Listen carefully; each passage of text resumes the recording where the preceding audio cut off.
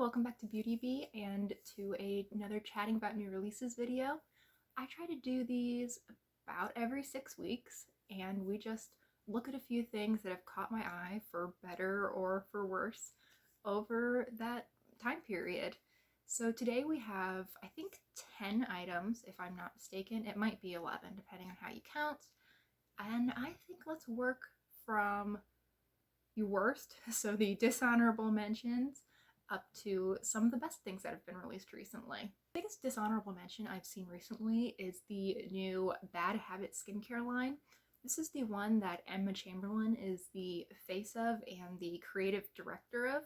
Now, no idea what that really means when it comes to a skincare brand, but under the hood, this is owned by the same parent company as Morphe. I think it's a little bit odd that this parent company of Morphe has released two different skincare lines, both Morphe 2 and Bad Habit, quite close together. I also think that it's a little bit pricey to be aimed so strongly at teenagers. I mean, you can't put Emma Chamberlain all over something and then try to tell me it's not aimed at 16-year-olds.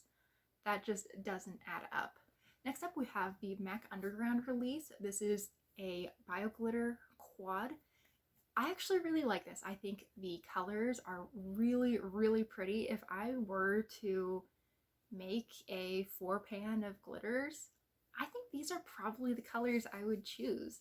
A silver, a gold, a green, a purple. It's funky, it's fun, and they only made 1,000 of them.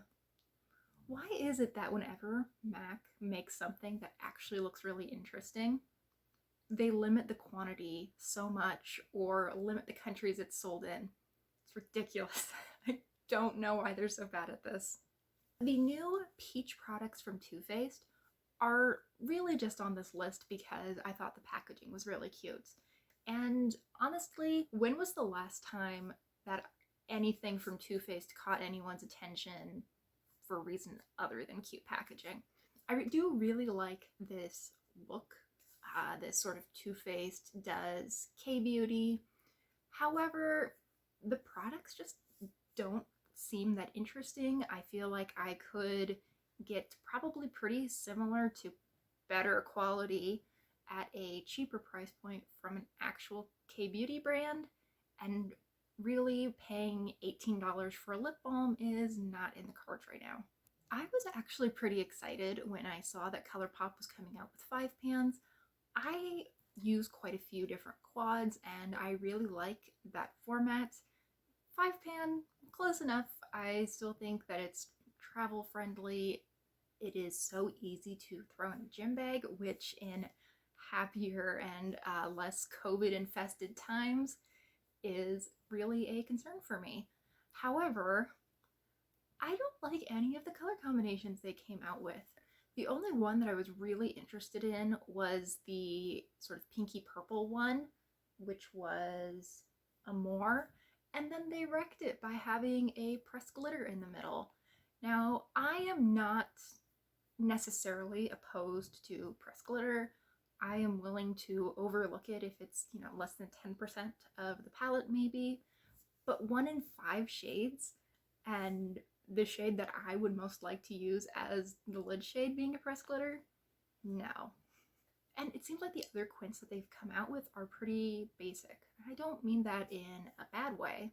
I mean, there's a reason basics are basics, right? They work for a lot of people. They function in a huge variety of circumstances.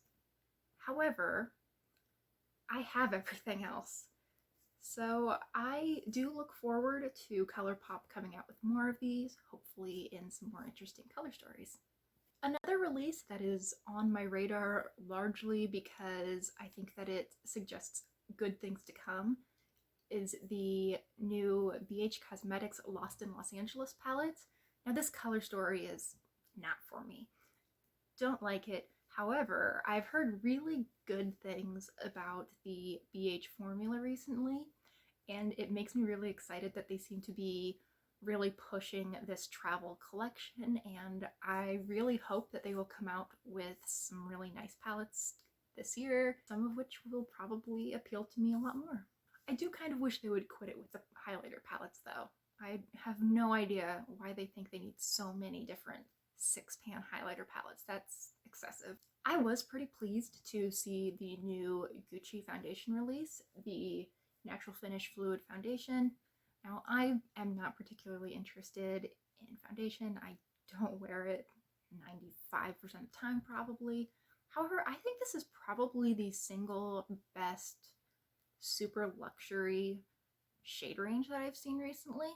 What do you guys think? I was actually pretty impressed both by how fair they went and by how deep they went, and it seems like the gradation in shade is pretty decent as well. So good job, Gucci. I hope that this is actually good. Now, I think you've probably picked up on this by now, but we have more than reached the point of the video where everything is interesting, though I don't think I'm going to be purchasing any of it. Next, we have the Fenty Pro Filter Soft Matte Powder Foundation. Had to read that off because that's a mouthful. Now, as previously mentioned, I don't particularly like foundation. I tend to think of liquid foundation or even cream foundation when I say that. I would be open to trying a powder foundation. I think that sounds really comfortable, and I like that they are, I think, becoming a little bit more prevalent. Now that Fenty has one, I suspect that we will see a few more come out in the next few months, and I like that. I think that is a trend that makes a lot of sense for mask wearing, and liquid foundation is disgusting when it transfers. It's just gross.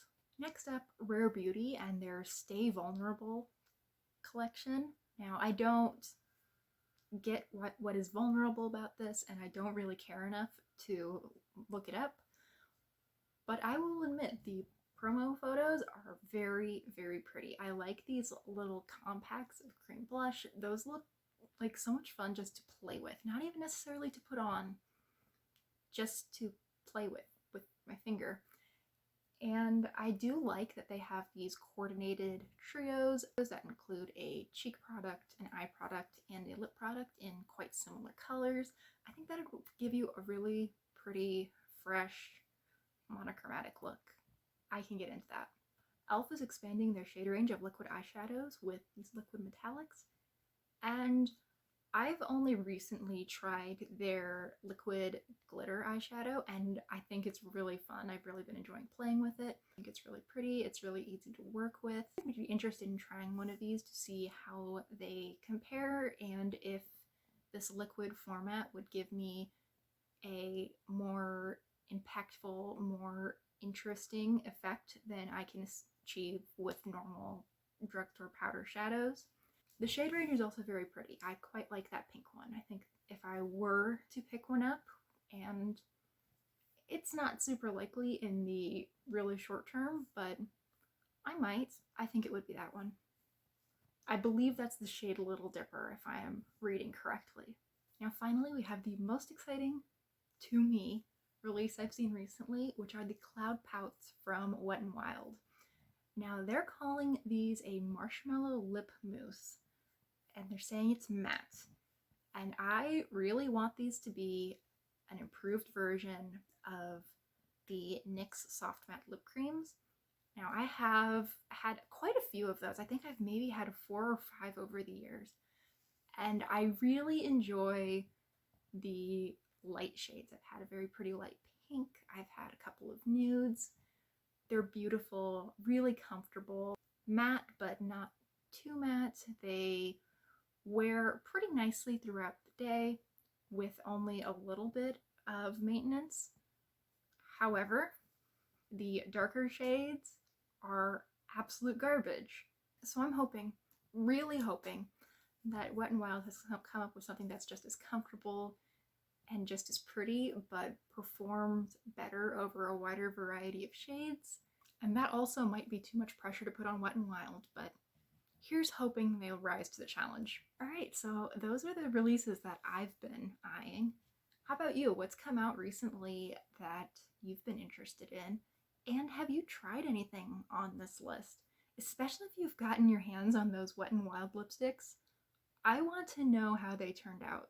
The entire idea of a cloud pout is just a little bit too intriguing to me. So thank you so much for watching. I hope you enjoyed, and I hope you'll consider liking and subscribing if you did. I'm looking forward to next time. Bye!